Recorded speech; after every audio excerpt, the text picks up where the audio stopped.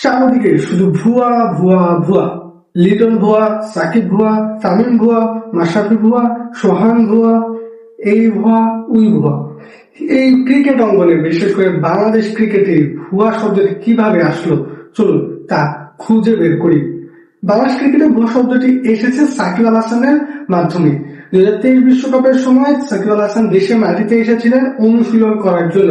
তখন তার ব্যাটিং এর অবস্থাটা অনেক সময় খারাপ ছিল, সে কারণে যখন তিনি আসেন ঠিক তখন সাকিবকে উদ্দেশ্য করে দর্শকরা ভুয়া ভুয়া একটা স্লোগান দেয়, এবং সেটা পরবর্তীকালে যখন গিয়ে সাকিব খারাপ পারফরমেন্স করছিলেন ব্যাটিং এ, তখন বিপিএল আসছিল এবং বিপিএল এর সময় সাকিবের ব্যাটিং এর রান ছিল না, সাকিব খুব খারাপ করছিলেন ব্যাটিং এ।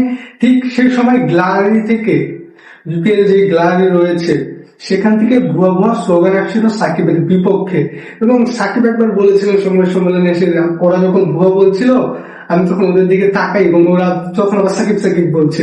সো ভুয়া শব্দটা বাংলাদেশে এভাবে আসে এবং আসার পর একটা সময় এটা বাংলাদেশে ট্রেন্ড হয়ে যায়।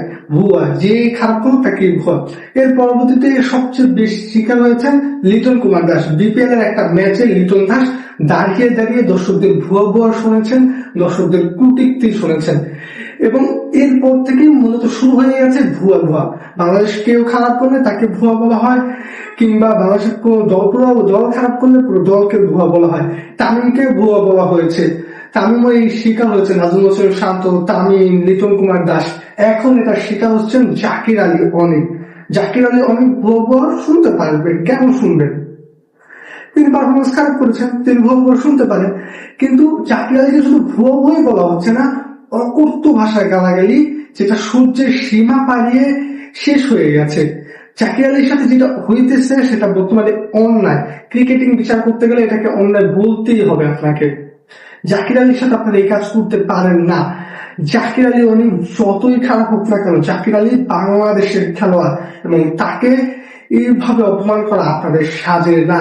আপনারা না বলেন ভালো খেলতে, তাহলে খারাপ সময় আপনারা কেন বাংলাদেশ দলের সাথে থাকবেন না? খারাপ সময় যদি না থাকেন, ভালো সময় কি করবেন থেকে আপনারা?